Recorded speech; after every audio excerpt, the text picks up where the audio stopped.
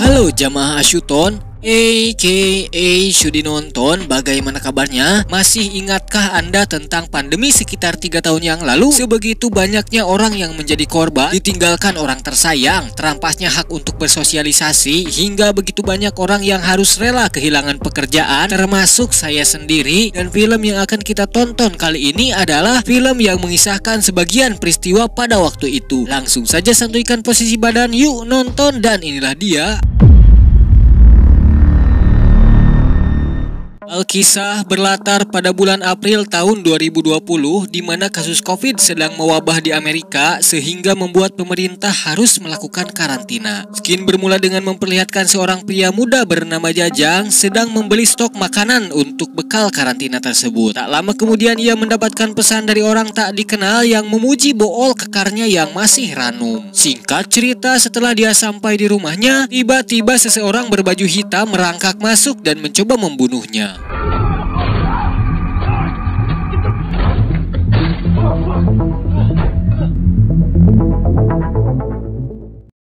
Ya, Jajang pun tewas digesek cutter pada awal film ini. Skin beralih dengan memperlihatkan dua orang wanita, si bohai bernama Parker dan satu orang temannya bernama Miri. Parker yang merupakan seorang gadis semok nan aduhai selalu aktif dalam media sosial, bergaya hedon, update kegiatan sehari-hari, mau itu sedang makan, jalan-jalan, mau bobo, sedang modal, bergaya saja dulu, bayar hutang mah belakangan.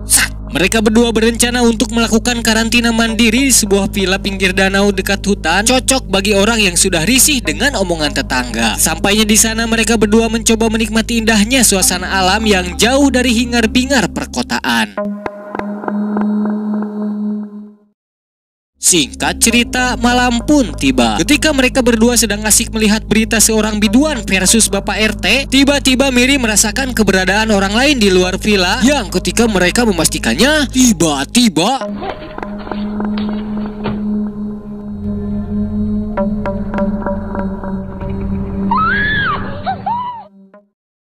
ternyata itu adalah DJ, nama panjangnya Didin Jainuddin, teman dekat Parker yang sengaja menyusul ke tempat ini. Dia tahu keberadaan Parker setelah melihat unggahan di Instagram pribadinya yang ketika DJ memohon untuk agar dia bisa menginap di sini. Pada akhirnya Parker memperbolehkannya mengingat jauhnya perjalanan pulang ke kota. Skin berlanjut pada larut malam. Sebagai pemuda-pemudi Amerika konvensional pada umumnya, mereka pun berpesta ria, mengganja, hingga ngagoler di tengah rumah sambil ngobrol ngacapruk kemana-mana. Tak lama kemudian Miri pamit untuk tidur duluan. Inilah kesempatan yang harus dipakai oleh DJ untuk berbincang empat mata dengan Parker. Ya, DJ menanyakan siapakah orang di postingan Parker yang sedang menciprot dirinya. Parker menjawab bahwa itu adalah Benji, dan ketika itu juga Parker mengingatkan bahwa janganlah cemburu karena faktanya DJ hanyalah sebatas teman Parker. Hahaha, kasihan badut. Malam pun semakin larut. Mereka bertiga terlihat sudah bobo cantik, tapi tiba-tiba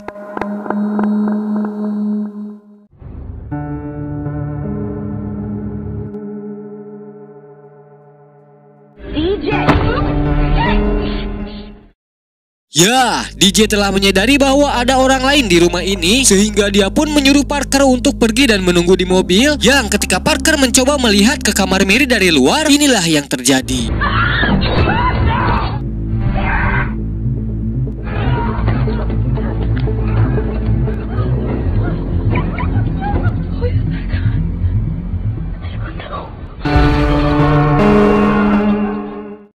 DJ pun harus tewas dicocol tombak yang menembus dadanya. Dari sini terungkaplah bahwa orang lain yang dimaksud DJ tadi adalah orang yang sama yang meneror Jajang pada awal film ini. Parker dan Miri sempat mencoba kabur mengendarai mobil, tapi ternyata ban mobilnya sudah bocor yang berakhir kandas. Alhasil mereka berdua lari terbirit-birit memasuki villa tadi. Mereka hampir saja selamat setelah Miri berhasil menendang pria itu hingga ngegulitik. Tetapi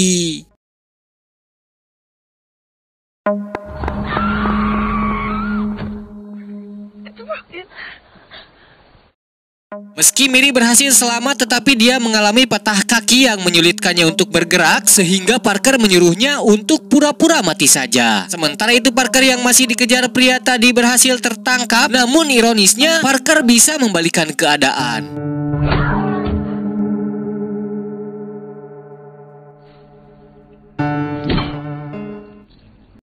Entah siapa pria naas itu, yang pasti adalah ternyata dia tidak sendiri. Hingga kemudian pria itu kembali mengejar Parker. Parker pun berlari ke arah danau yang kebetulan memang di sana terdapat sampan. Yang ketika dia belum cukup jauh, inilah yang terjadi selanjutnya.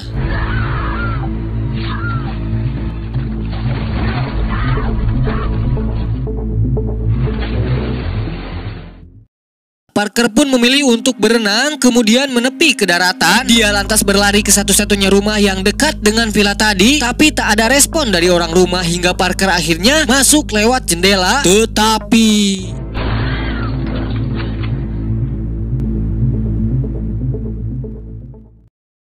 Parker terpaksa berlari kembali menyusuri hutan dan bersembunyi di kegelapan. Yang harusnya sudah tahu dia sedang dikejar si kopret, dia malah balik lagi ke jalan dong. Yang pada akhirnya dia berhasil tertangkap. Namun keadaan berubah setelah sebuah mobil berhenti di dekatnya.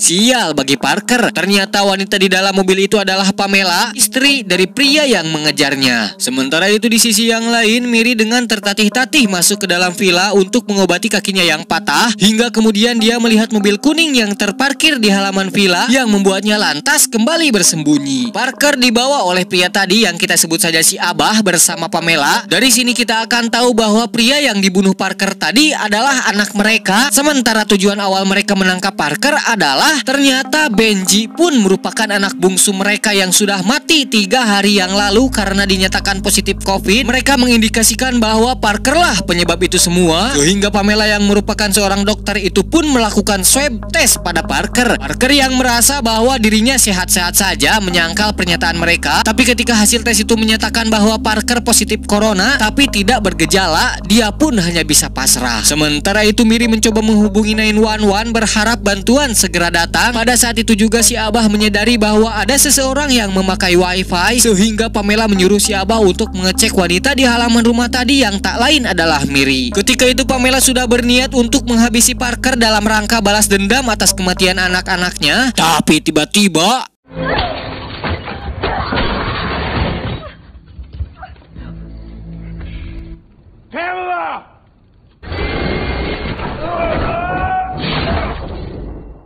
ya, Parker dan Miri pun berhasil menghabisi mereka dengan Pamela yang tikus ruk dan si Abah yang tercolok tanduk. Lantas kemudian mereka pergi ke garasi untuk kabur dengan mobil tua. Tetapi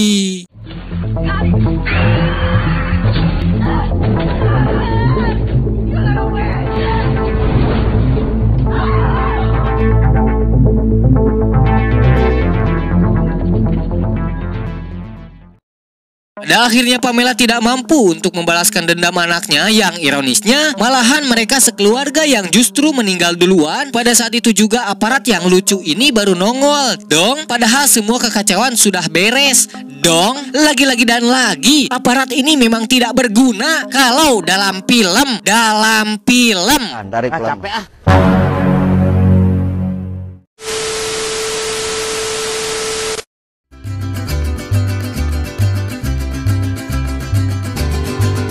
Latar pada film ini sedikit mengingatkan saya pada masa Covid mewabah. Situasi semakin mencekam seiring banyaknya korban jiwa. Pikiran tidak karuan, ditambah harus kehilangan pekerjaan. Sudah gitu tidak bisa pulang kampung karena PSBB. Rungkat. Pesan yang dapat diambil dari film ini adalah berkaca pada Pamela yang ingin membalaskan dendam anaknya tapi tidak kesampaian. Ingatlah, balas dendam terbaik adalah menjadikan diri Anda jauh lebih baik. Sayyidina Ali bin Abi Thalib. Saya Aden mewakili sebagian masyarakat korban Covid pamit undur diri. Sampai jumpa di video selanjutnya dan wassalam.